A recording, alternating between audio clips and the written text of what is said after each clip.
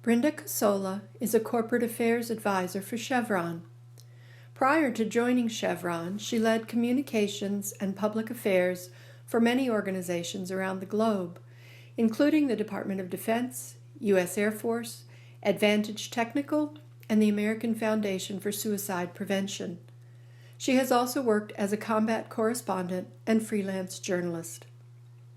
She attended Youngstown State University in Ohio for her undergraduate degree and Duquesne University in Pittsburgh, Pennsylvania for business school.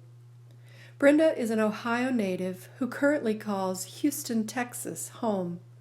She is intrigued by the art of communication, photography, storytelling, biology, human progress, good food, and even better human connections. She's a world traveler, frog breeder, and third-rate sommelier. When she's not working or spending time with her pet frogs and hermit crabs, she can be found trying and failing miserably at crow pose, reading true crime novels, or walking her miniature dachshunds, Poppy and Winston. Brenda is married to a fellow public affairs professional and has 2 grown children, a son who is a human resources professional in Pittsburgh, Pennsylvania, and a daughter who is a junior at New York University in New York City. Please welcome Brenda Cosola.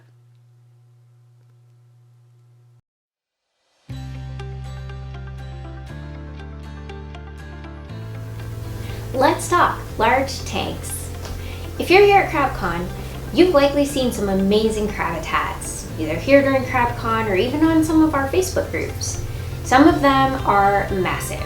They're hundreds of gallons, complete with toppers, full-size aquariums for pools, and even amazing custom-built and 3D printed accessories that really make for a magical playground for your hermit crabs. The kind of tanks that make you think you might be able to actually just climb in there yourself and hang out with the crabs. Hi, I'm Brenda Cosola. I've been keeping pet hermit crabs since the late 1990s.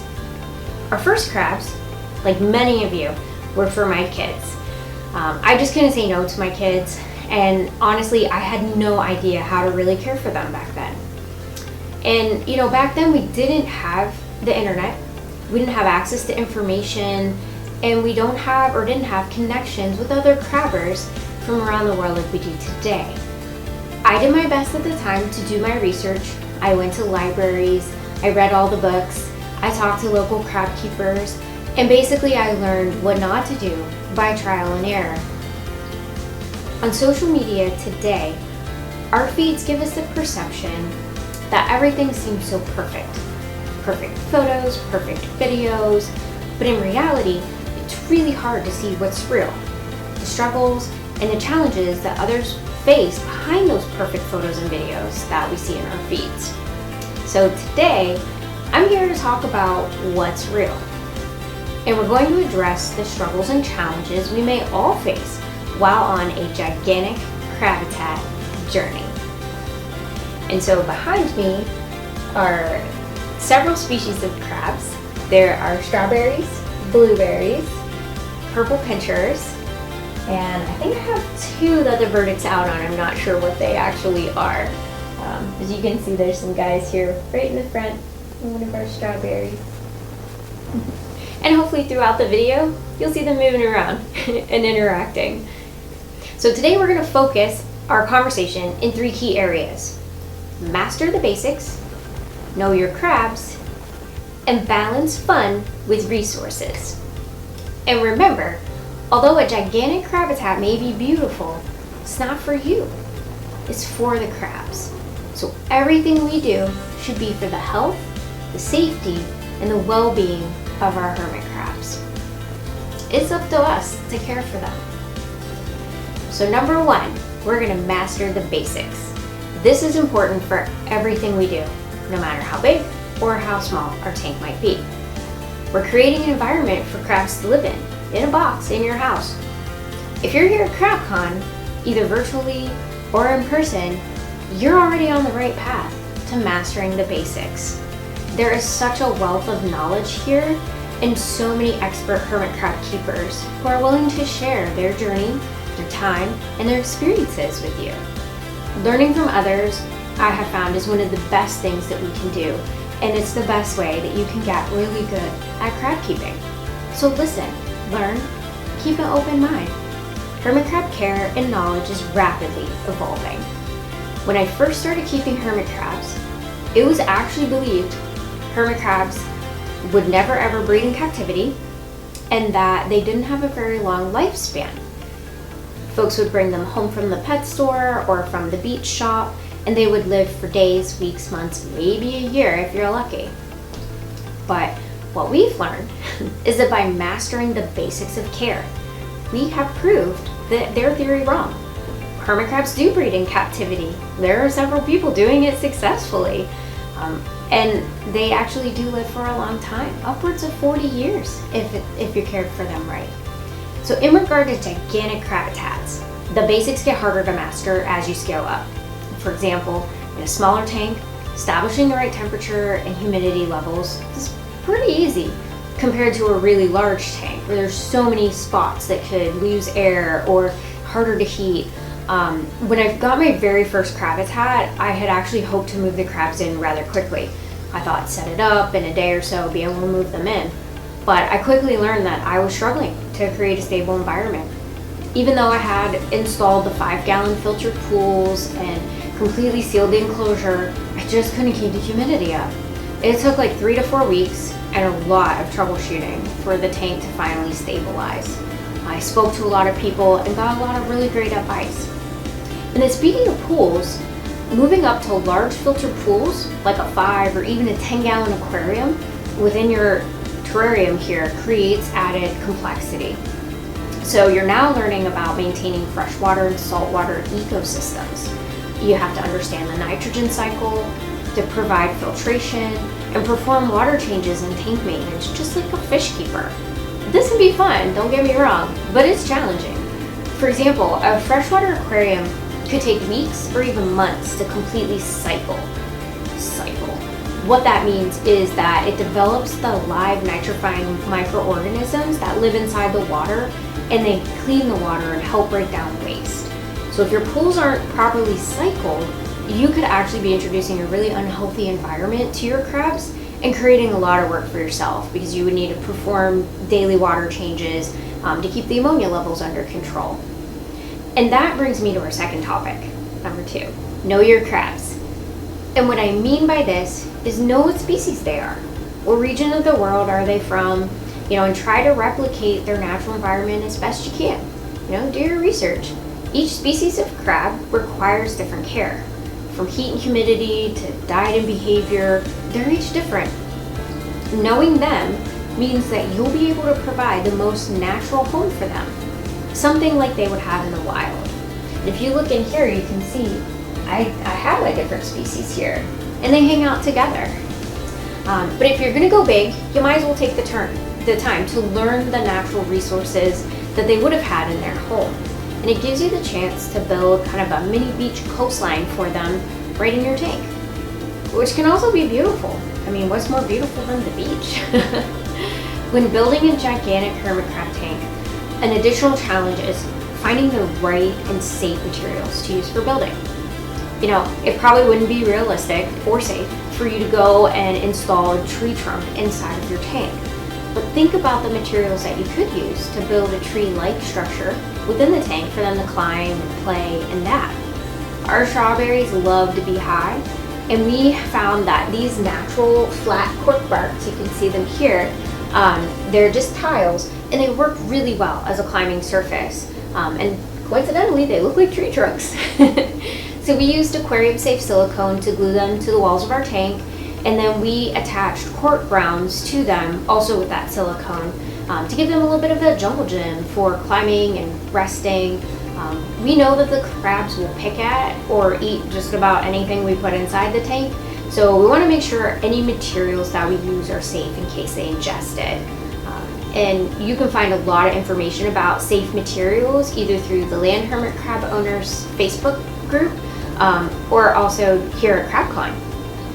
So another natural environment element that we personally have evolved with our own crab keeping is tank heating and lighting. Lighting a huge tank can be a real challenge, especially if it's super tall. Not enough light is going to get through certain areas of the tank. That makes it hard to view the crabs. And too much light, on the other hand, will encourage your crabs to hide most of the day when the lights are on.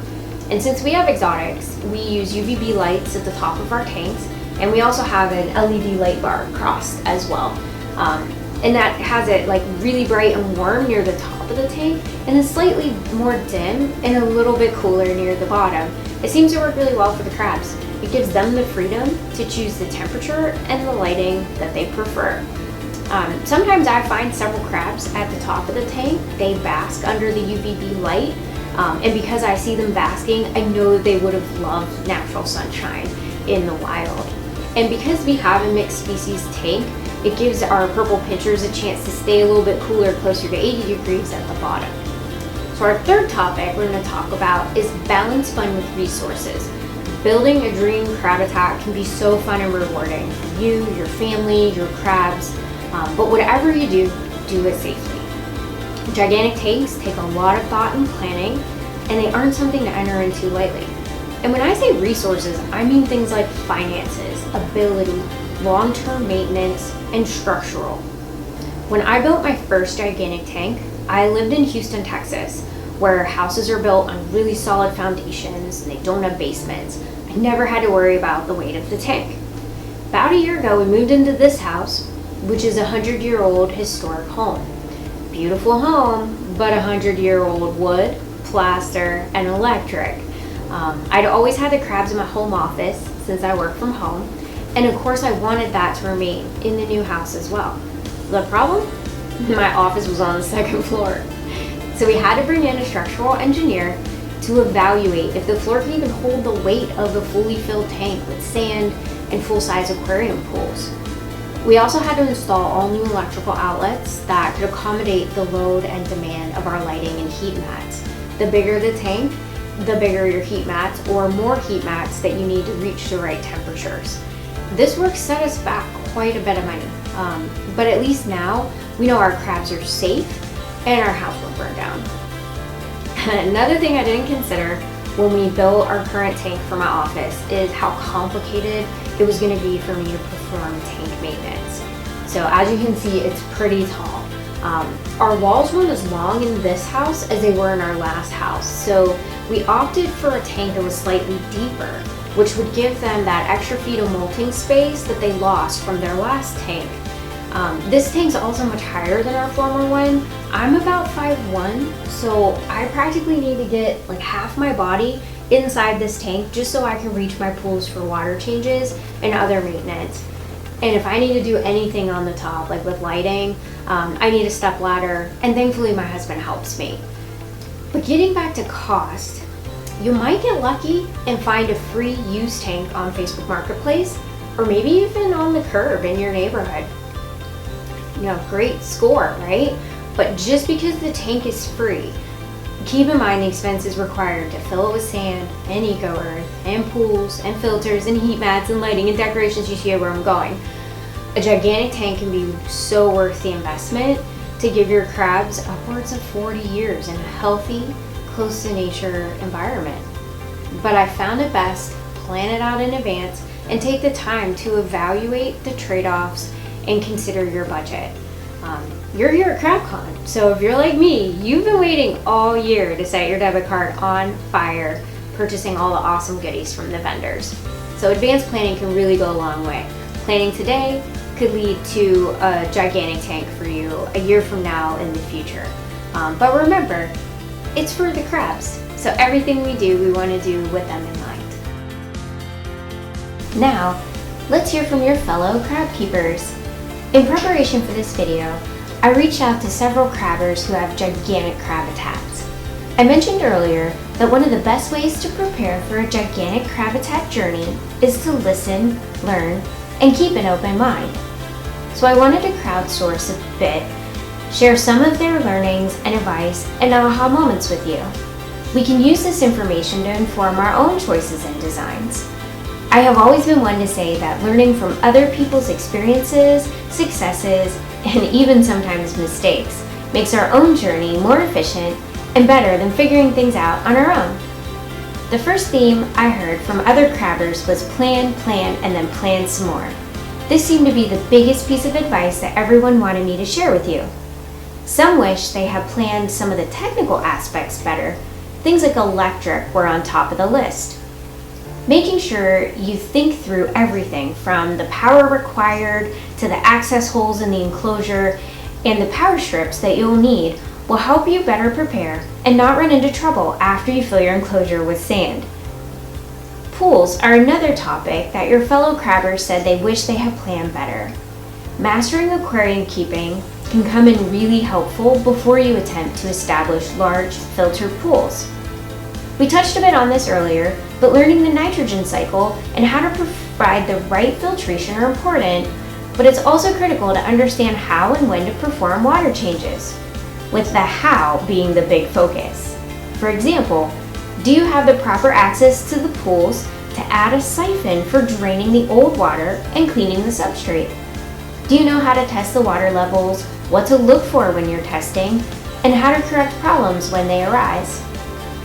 For me, I've been lucky that I've been keeping fish since I was a little girl, but even being an experienced fish keeper, hermit crab pools come with so many other challenges. So experiment and read everything you can about how to maintain an aquarium, both saltwater and freshwater. Another piece of advice I heard more than once was to have a plan for what to do if you ever have to move, or even worse, if you have a flood or an outbreak of bugs like ants or crickets. Sadly for me, I've had to move across the country and I've also had to treat an outbreak of crickets. You've invested a lot of time, money, and love into your enclosure, so think through a plan for moving or an unexpected teardown or rebuild. What would you do? When I decided to move from Texas to Ohio, when my large CRABITAT was only about a year and a half old, I was really disappointed to not bring it with me. But it just made more sense for us to build a new one and have it set up and ready when we arrived. It took us about 6 weeks to capture all the crabs, place them in isolation, and tear down the tank. I was also sad to lose some of my established bioactive substrate, and it was a real pain starting over. Think about what your plans would be if you found yourself in a similar situation. Remember, hermit crabs can live long lives in captivity with the proper care, so have a long-term plan. After talking to a few crabbers, I decided to start a list of things I wish I had known for you to refer to. I can relate to most, if not all of these, and some of these we even touched on earlier. The first one is that the larger the CRABITAT, the harder it'll be to find your crabs. And when the enclosure is really large, the crabs may even struggle to find their right feeding spot where you put the food. I found it's helpful to provide multiple feeding locations throughout the tank, especially if you have a long line or one with multiple levels. Another common theme I heard was that when it came to tank maintenance and cleaning, the messiest spots seemed to always be the hardest to reach places. One crabber shared with me that she had a great learning related to her pools. Even though she has large filtered aquariums in her CRABITAT, she found it was easier to keep the water line a little bit lower as opposed to filling the tanks all the way to the brim. She found that it was less messy and led to much less splashing and a lower flood risk. A few other things crabbers wish they had known include struggles with keeping a stable environment, awareness of how much extra work and power large CRABITATs take, and also be mindful of design elements like lighting and aesthetics. And the last caution here is be prepared for power outages. When and if you are without power for a prolonged period of time, bigger tanks are harder to keep regulated. Have a plan for what to do in case your area loses power. When I lost power for a week back in 2021, I found a great video from Crab Central Station that helped us keep our big tank warm and kept our crabs alive. You should still be able to find that video on YouTube. The last thing I want to leave you with are some anecdotes from your fellow crabbers who, despite many challenges, are so happy they went big for their crabs. The crabs are much higher in the tank, and they're at eye level, which is such a benefit. With my CRABITAT being my office, I love being able to look over at them throughout the day and see what they're up to. My crabs are so much more active is something I heard from everyone I talked to. The crabs seem to come alive and display their natural behaviors when they're given the space to be, well, crabs. And lastly, most of your fellow crabbers said they have so much fun decorating their large crabitat. The way you decorate their home can be a real expression of your personality and can serve as a wonderful outlet for you. Creating a safe, natural home for them can bring a lot of joy, peace, and relaxation. And it creates an environment where the crabs can thrive and live their best lives. I hope you enjoyed my CrabCon talk today. Thank you for attending, and I look forward to your feedback, ideas, and friendship. Today we talked about large tanks, and we focused our conversation on 3 key areas: master the basics, know your crabs, and balance fun with resources. You also had a chance to hear from other crabbers like yourself who have a passion for gigantic crabitats. I hope you learned a lot and enjoyed our time together. I certainly don't have all the answers. I swear I learn something new every day about my hermit crabs and about how to improve their care. If you have any learnings to share that are not covered here, please share them with me and with other crabbers in the Land Hermit Crab Owners Facebook group so we can keep the conversation going. In closing, I'd like to thank everyone who supported my research for this talk, and a huge thank you to all the great volunteers, organizers, speakers, and vendors who contributed to CrabCon 2023. Thank you.